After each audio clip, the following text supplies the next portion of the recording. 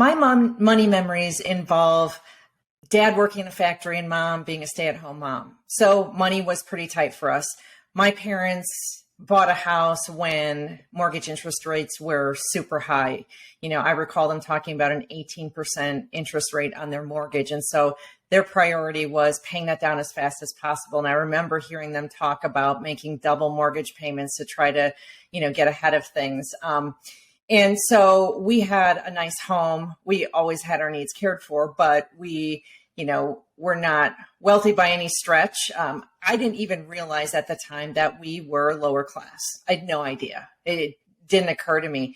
But dad worked, mom took care of the money, budgeted everything. Unbeknownst to me at the time, in the summer, we had a garden, and the money that was saved on groceries was set aside to buy Christmas presents. No idea as I was growing up. My family always emphasized education, that education is the key to everything, that if you can get yourself educated, you can be anything you want to. You can make as much money as you want to. There are opportunities all over the place. We live in the greatest country in the world, but we need you to get educated. And so that's what was always emphasized as I was growing up.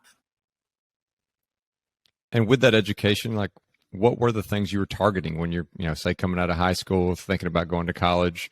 Because I'm always interested in where people thought they were going, because almost every person we interview on here is in a completely different place in life than where they imagined they would be. I went to college to get a degree in criminology. From day one, that's what my degree was going to be in. And my intention going into college was to one day become a prison warden. I was extremely interested in the criminal justice system, watching documentaries about it, researching it, reading about it. And I really felt like I was someone who could effect some positive change in the criminal justice system.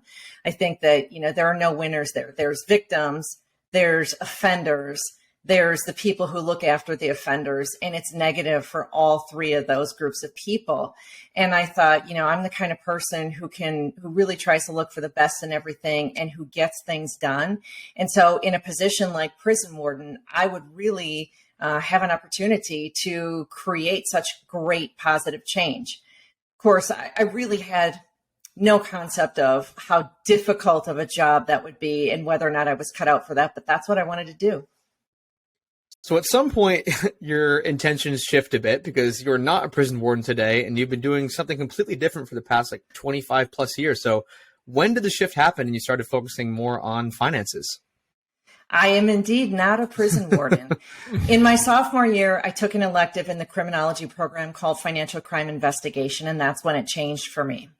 I started taking accounting and economics classes and found that I was good at it and decided that I wanted to go into doing financial investigations. I thought that I wanted to do that for the government. I had an internship with the IRS. I didn't particularly love the internship, but I just thought that was a function of you're an intern, you do the grunt work, but when you get to do the real job, it'll be super cool and super fun. So when I graduated, I went into the system of applying to become an IRS special agent, and it can be a very long process. And I needed to do something in the meantime, so I became a probation officer. And so I did that in the inner city of Milwaukee as a 22-year-old, which was super, super interesting. I did that for a year, and then I got the call to go to the IRS, worked there for actually a very short period of time and realized it was not the place for me, not in any way, shape, or form. And then I decided to do financial investigations in the private sector instead. And for somebody who hears something like that, financial investigations, what exactly does that mean? What is that career field really, targeted to do? I'm a forensic accountant. You can also call me a fraud investigator. And very simply, I say that I find money. So situations like divorces, companies fighting with each other over contracts gone bad or other money shenanigans, brother and sister fighting over mom and dad's money and someone's accused of hiding or stealing money, an executive stealing money from the company they work for. All of those kinds of things fall under the umbrella of what I do. And a lot of what I do is tracing money to figure out where it went, making calculations, figuring out if this hadn't happened, how much money would the company have made? and things like that. And then I testify in court as an expert witness. And so aside from that amazing career, and it just sounds like, that's like something you'd see in a movie, is like, busting like a Bernie Madoff or some equivalent. But I think there's a lot of tactical stuff that you share, that you talk about, that's like really applicable to the everyday person. Things that we should be thinking about, whether that's in our relationships, and kind of two goals I want to get out of this episode I mentioned before we hit go here. One, I want to give people kind of the toolkit for prevention, so you don't end up in some divorce where you lose everything, you lose the house, you lose all the money, and you just end up in this horrible position. And then two, for the people who are in that unfortunate position where they are thinking about divorce, and it's coming, and they just really don't know how to gear for it financially, I definitely want to make sure we hit on those first two things. So with that being said, we start with number one and maybe talk about some of the things that, let's say you have a healthy relationship now. So let's not talk about the people who are thinking about divorce. Let's say you have a pretty healthy relationship, or at least that's what you tell yourself, and that's what you tell other people. What are some things you can start doing to set yourself up financially for a potential divorce down the road? Although nobody wants to think of that as a possibility, it's important to get those things set up right. Well, why don't we talk first how you set yourself up to avoid the divorce? All right, let's do that. That's more exciting to me to start off with, at least. Perfect. We want to start off on a positive note. And it's really about communication and transparency. So communicating about the money issues and talking about expectations, talking about what you're each spending, talking about how you want to join your finances, or in some marriages, some relationships, you don't join your finances, like you're long-term partners, but you decide that you're going to keep your money mostly separate. It doesn't matter how you decide to do that, as long as you're communicating about it, right? And so communicating is, of course, the key. And I talk about doing things like a regular weekly check-in about the money, like a 5-minute conversation. Where are we at on our goal towards saving for a home, down payment on a home? Are you keeping up on your credit card payments? What's our balance on the credit card? How can we, chip away at that, or how can we avoid paying interest? So communication. Second piece is transparency. And that means not hiding information about the money from your partner. So even if you decide to keep your finances separate, you each have your own accounts, own bank accounts, own credit card accounts, to still be transparent and let your partner know what's going on in those accounts. No, that makes a lot of sense. I think those kind of, those core tenets are true across the board, whether it's finances or anything else, just kind of transparency, talking about things. Are there any tactical things? I mean, I think most people are familiar with the term like a prenup. I think a lot of people know what those are at a high level, but they probably don't really know, how they're enacted, how strong they are, the things that they will and will not protect you from. So I was hoping we could spend a decent amount of time talking about the prenup.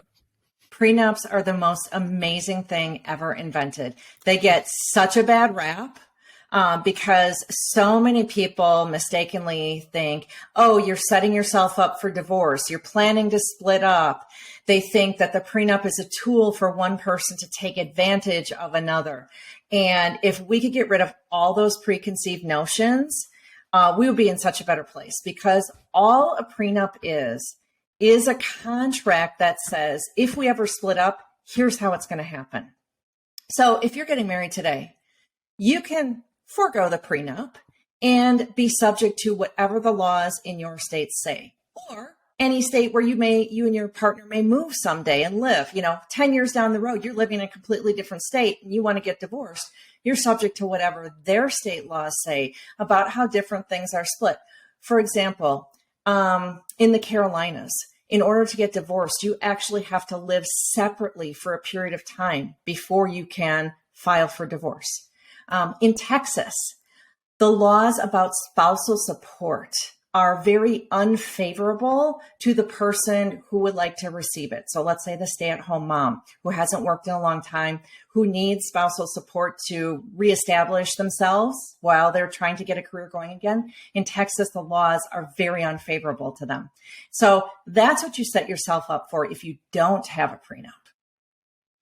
And how do those conversations typically go? So it sounds like you're kind of establishing this thing while the relationship is still going strong. You're like, hey, hon, like this, if things unfortunately don't shake out the way we intend them to, this is kind of how things are split up. Like, obviously one person who is probably like the person listening to this type of podcast, they're really like into finance. They're probably going to be the one who brings this type of thing up. But how do you actually navigate the conversation so it doesn't become super contentious and like resentful?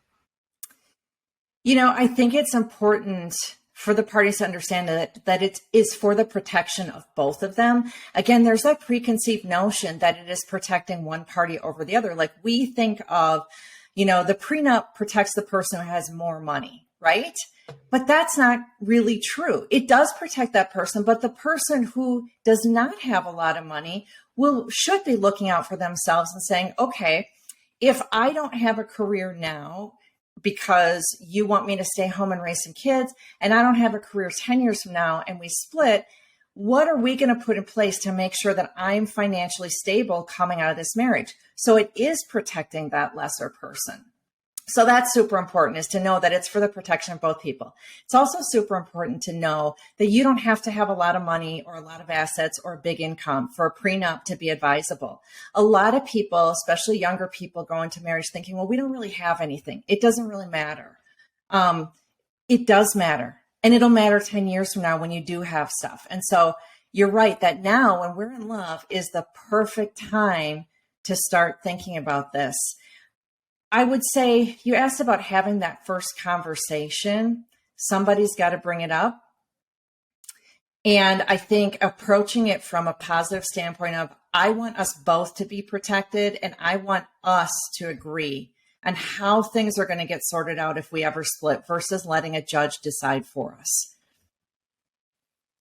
I'm really interested in this topic and figuring out like all the mechanics as we go through this too. I mean, obviously the conversations are really important, but mechanically speaking, like what are some of the line items that you might find on a prenup and how does it work? I think at least for me, when I've ever thought about one or, when you see something in the news about one, it's always from the thought process of what you're going into the marriage with. But you just mentioned like it could also protect you or talk about things that you don't even own yet, like things that you own in the future, or right. It's a financial podcast. A lot of people do a lot of investing, and I'm thinking, okay, yeah, maybe this account is worth $100,000 today, but in 15 years, all of a sudden, it's worth $1 million, because I've right. continued putting money in it. It's growing interest, it's compounding. So yeah, really interested to walk through some of those steps.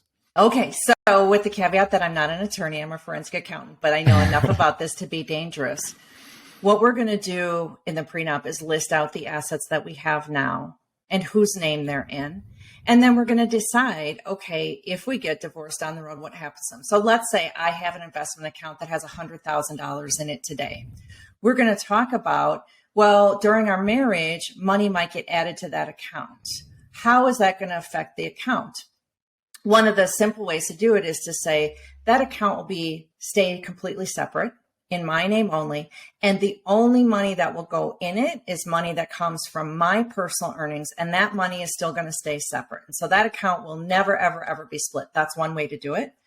Another way to do it is to say, well, we will, if we ever split, that $100,000 plus the earnings on that over the years would remain separate to me.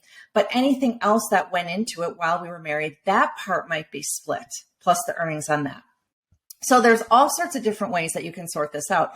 The key is going to an attorney who has written up a lot of prenups, because they know about all the things you should think about. Okay, 5-10 years down the road, you might have X, Y, or Z. Here's the problems that I've seen come up. Here's how we can remedy that. Here's how we can sort that out now.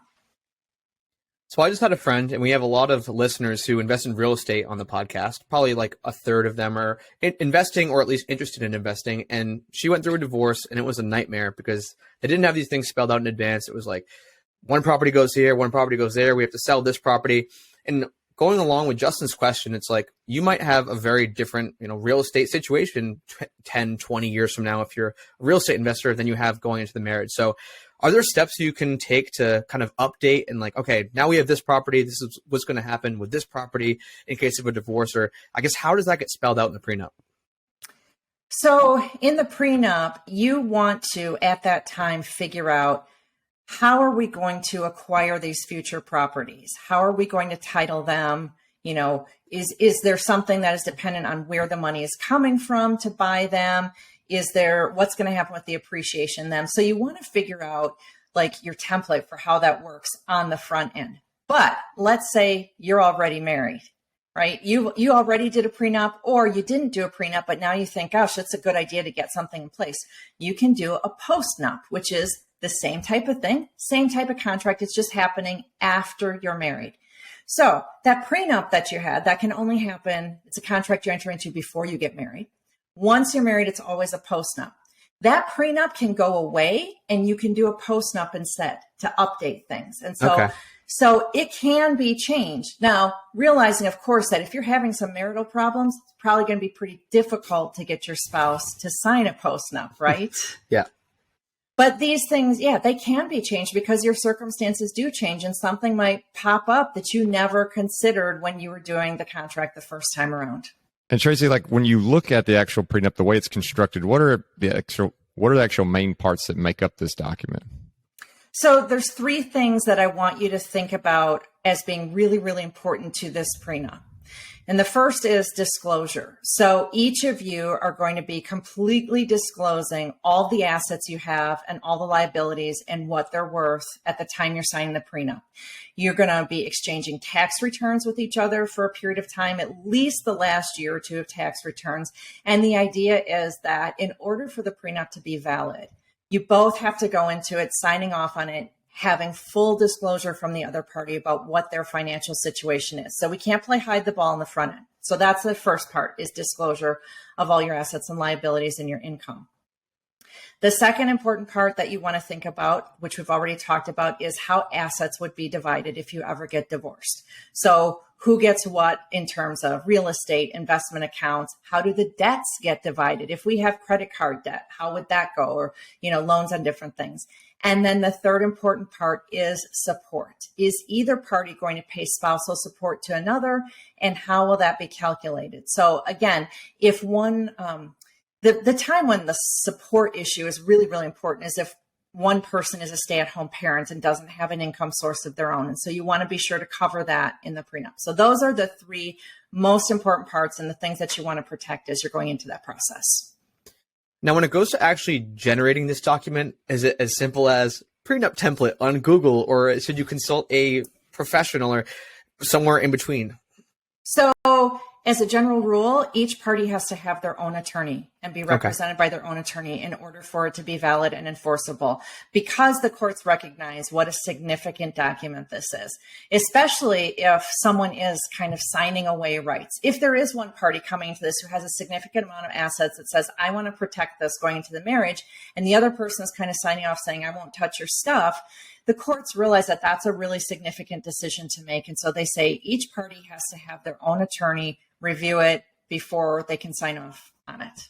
So prenup stuff is not a do-it-yourself legal issue, but it can be done cost effectively if you don't have a complicated situation, if you work with an attorney who has significant experience doing it. And then are there things to be on the lookout for that would invalidate one of these prenups, like things that you just need to make sure that you don't do because all of a sudden now that prenup is invalid and you're no longer protected?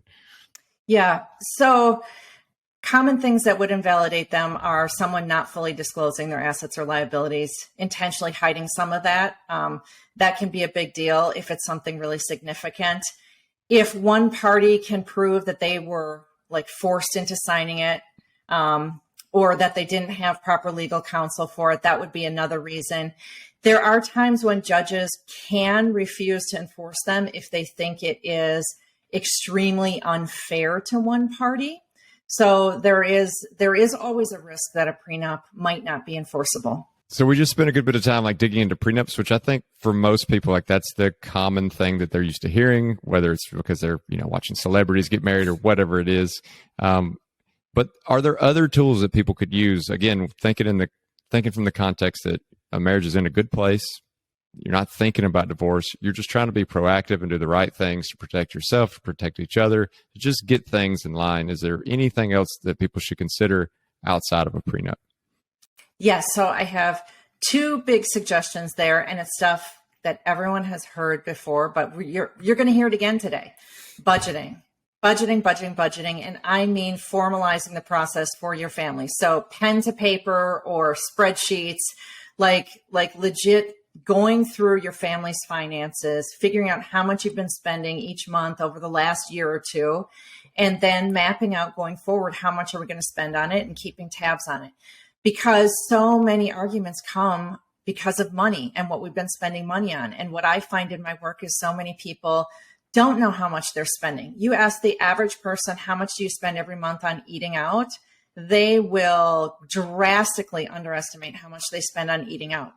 So knowing what you have spent in the past, agreeing on what you're going to spend in the future, and then monitoring that, super important on a proactive, positive way to manage the money conversations. And then the other piece that we already talked about is the communication piece, right? And the ongoing communication and discussions about money, check-ins, so that you're staying on top of it.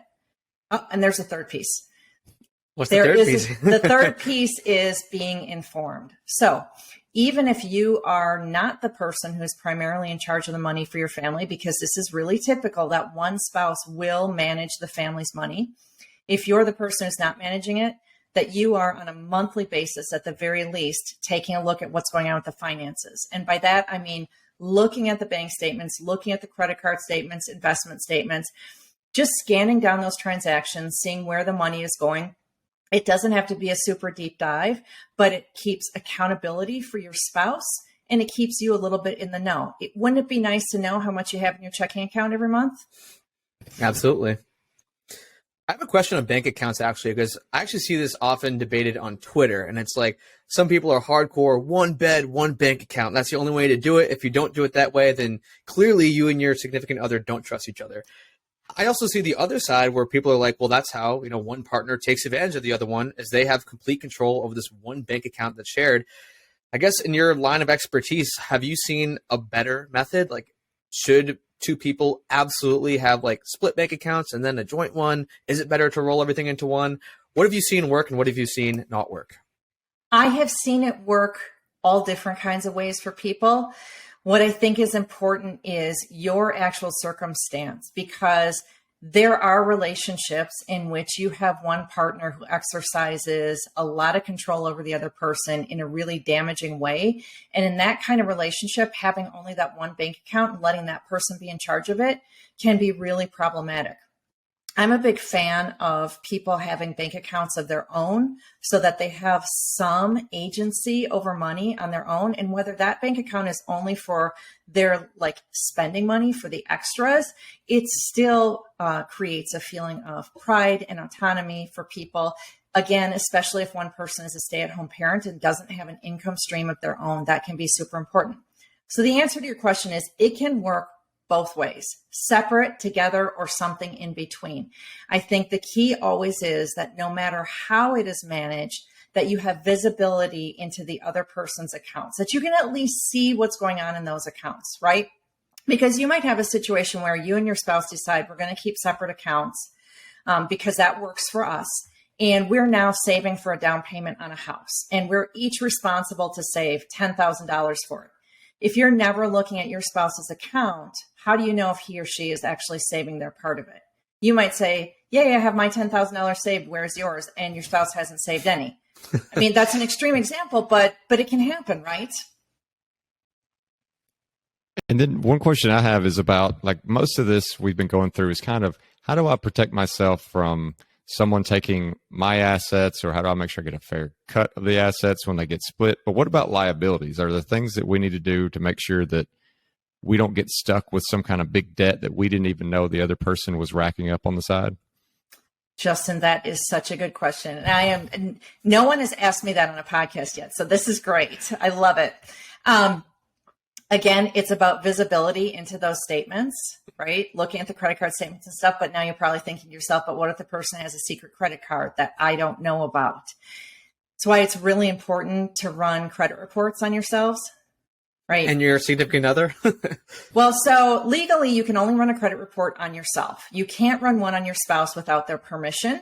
So I'm a fan of, we sit down at the same time in front of a computer together and we each run one on ourselves and then we trade them. Right. So that way we can see if there are any debts out there that someone has incurred and we can keep up with that in real time. So, use one of the free sites that's out there to get credit reports. You can get your credit report every month and trade it with each other. Some people might think that's overkill. For me, being in the line of work that I am, I'm really interested in that monthly credit report. So unfortunately, this is the part of the episode I'm not as excited to talk about, but I think it's really important. And before we hit go, you said it's probably a higher percentage than you'd like to think, Cody. People who are either, they're gunning down the path to divorce, or in the back of their mind, they just know this isn't the right person for me. Like, we probably are going to need to get divorced, whether or not that's in the next couple of months or the next couple of years. We want to make sure that people aren't shooting themselves in the foot, breaking the news too early, and then all of a sudden the other person just hoards all the assets, and maybe they don't have the prenup and the postnup that we've talked about, all the prevention stuff that hopefully people now take advantage of after listening to this episode.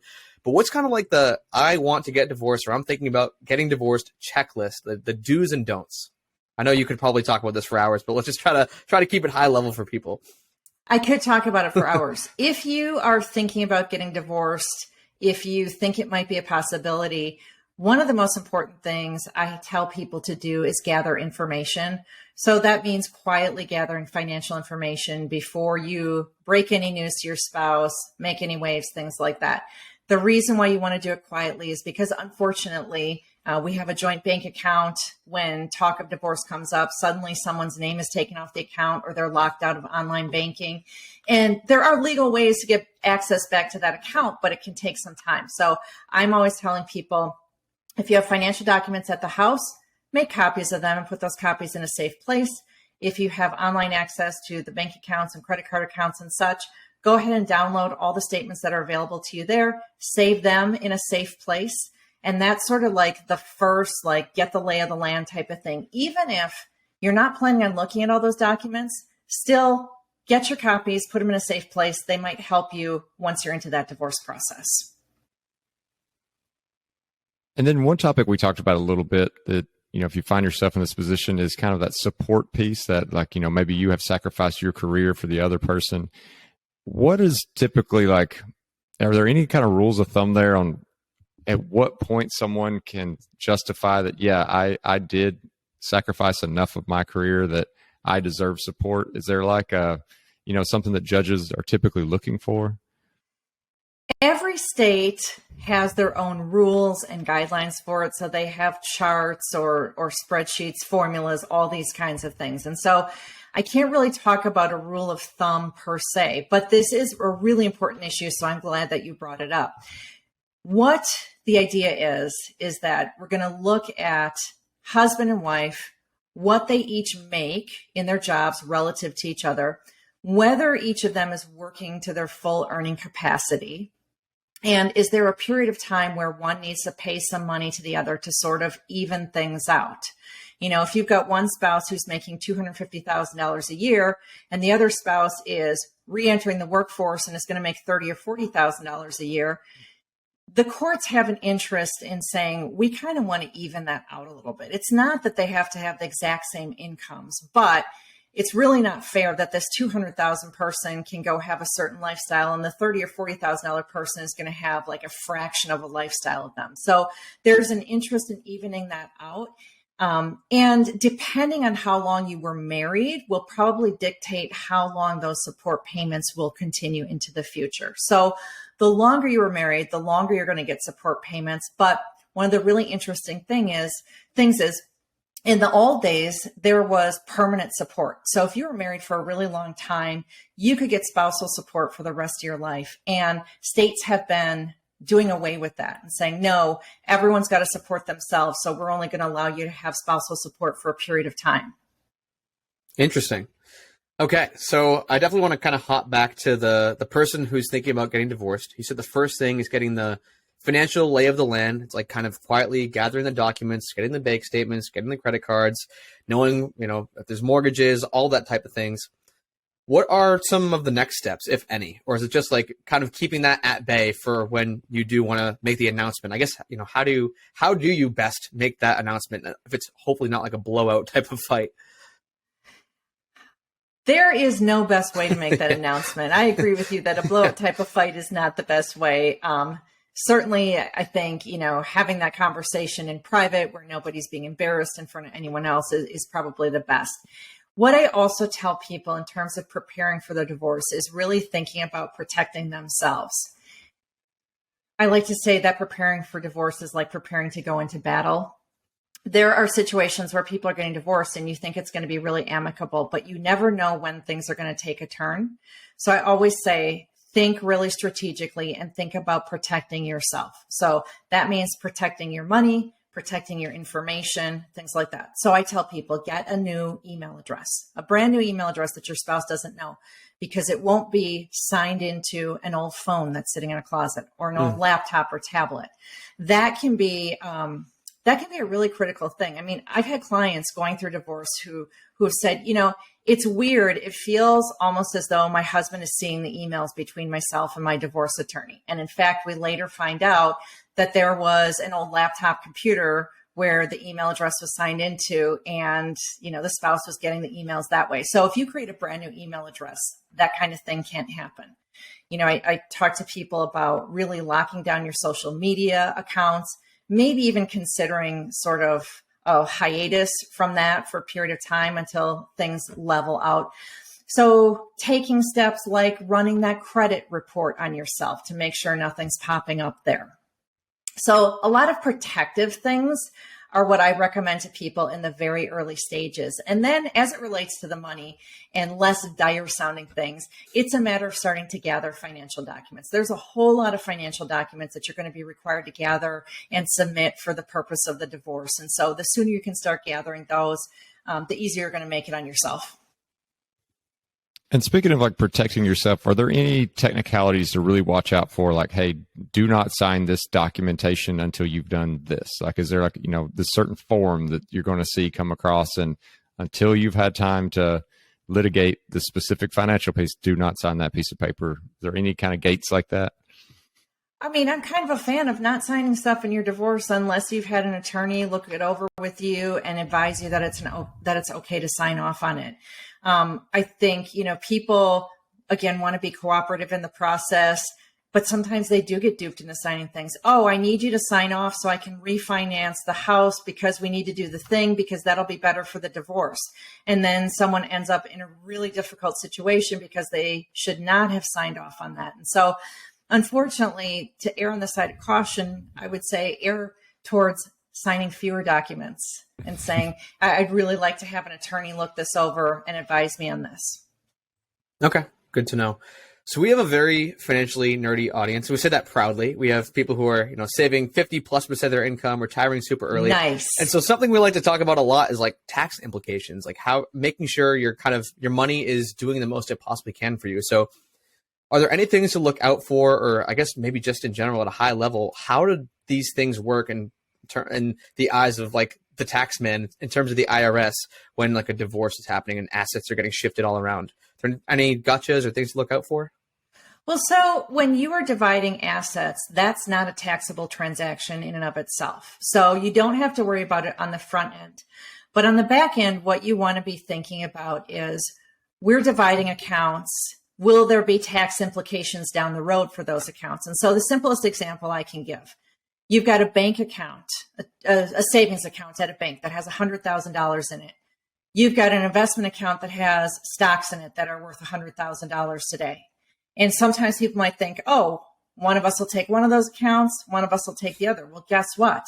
The bank account, no tax implications there. It's just money sitting in an account.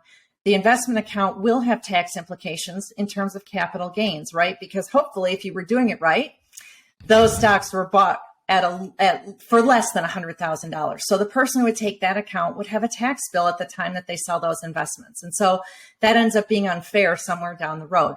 So I like to tell people to think about, let's just take every single account you have and divide it in half. And that way nobody can be damaged on the tax side. Now, of course, if you're being really strategic about the divorce, you could go through some complicated scenarios where one person will take the account that has tax implications, but in exchange, they're giving up something else, right? And there's some fancy tax planning going on. But, for ordinary run-of-the-mill people, it is simplest and fairest to just divide each account 50-50.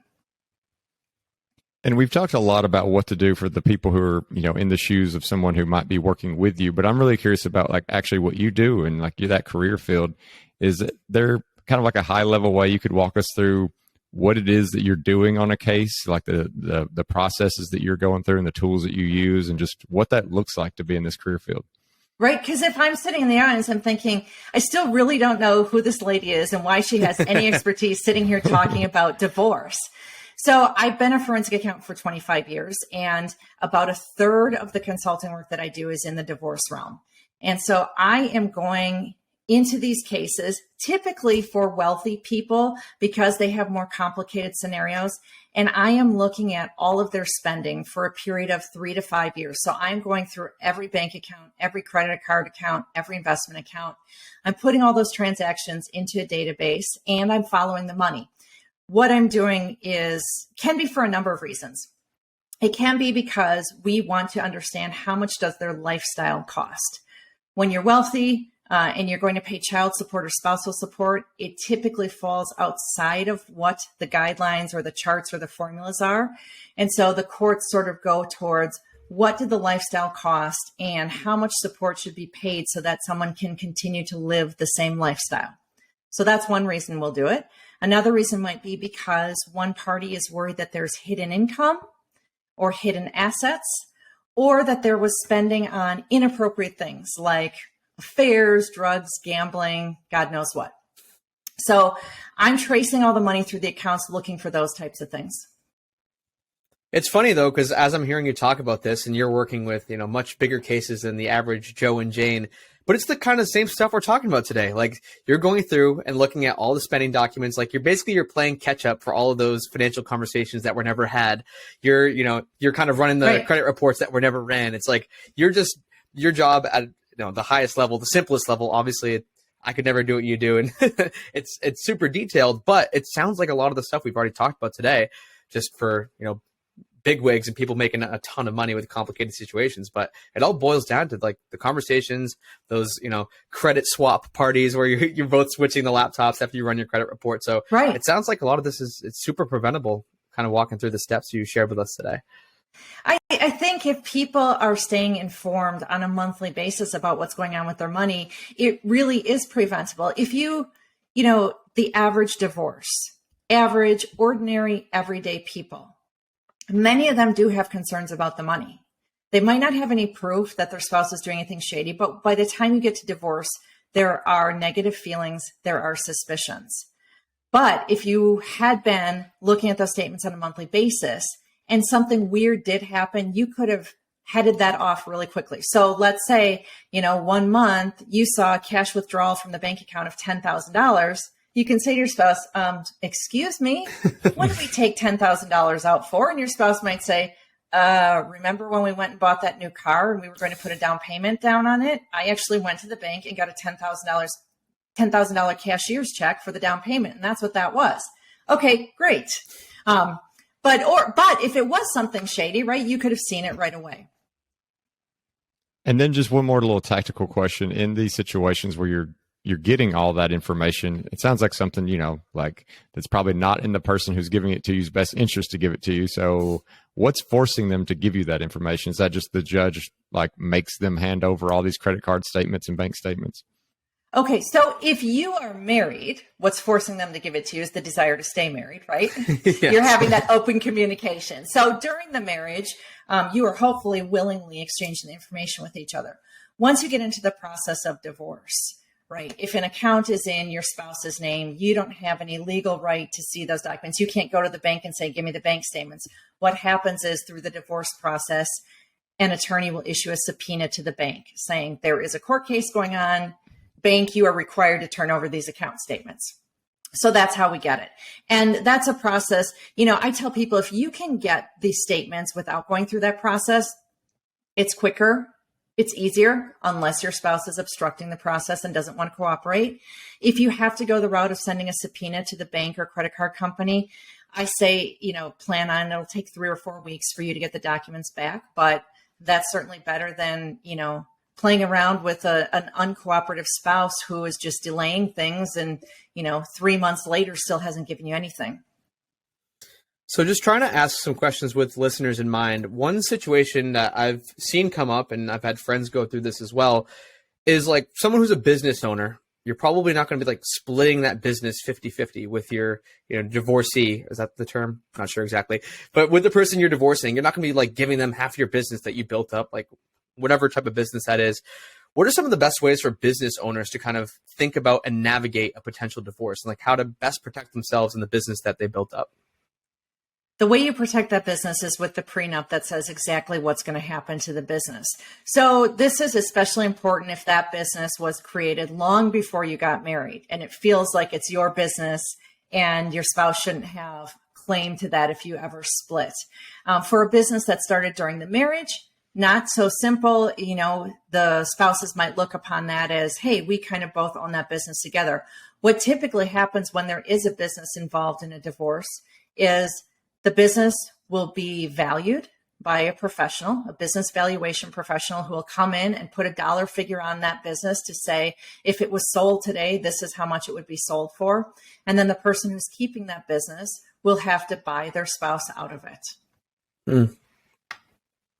Okay. So not ideal. It's not ideal. So the way, is it with a check being handed over sometimes, but a lot of times it might be, hey, this business is worth $1 million. Your spouse is entitled to half of that. So that's $500,000 that you owe your spouse, but there's a house that has a whole bunch of equity in it. Maybe we'll award the spouse all of the equity in the house and that evens it out. So what literally happens in these marriages is we create a marital balance sheet for the divorce where we list out all of the assets that they have, what their values are, and then we have 2 columns for who's taking what. And then we try to, even that out to whatever the percentage should be. And we talk a lot about 50-50 because that's where it often shakes out in divorces, but it is possible for things to be divided unequally. I have worked in cases where, again, there's a stay-at-home parent who is really far behind in earnings, doesn't have retirement savings of their own, will never be able to catch up to where the other spouse is, will never be able to save for retirement like the other spouse can. And I've seen a retirement account get split 70-30 in situations like that. So it can happen or it can be divided unequally. It sounds like in these situations, there's the opportunity for a lot of kind of creativity on how you solve these things. Like even the business one, I could imagine that if both parties agreed to it, maybe you don't even have to consider like selling the business or coming up with a big, huge, like half the value. Maybe they just get a percentage of the profits that are coming from that business for as long as the business is still running, but it just seems like that there's kind of creative things that can be done. Are there any things that stand out in your mind over these, like the 25 years of experience you've had where you've just seen some really creative ways in which people came to an agreement to settle something? I will tell you that going the mediation route in divorce is so much better than going the litigation route. So the litigation route is where you are going to court in front of a judge and letting the judge decide what happens. The mediation route is we're going to take matters into our own hands and come to agreements on our own about how things can be divided. I'll tell you that your theory about maybe someone could get profits for as long as the business is going, as an advisor in divorce, I would say don't ever do that because, if the person tanks the business, if you guys, have a relationship that goes south 5 years from now, you never know what's going to happen. So I like the issues to be settled at the time of divorce and figure out a payout that's done right then and there.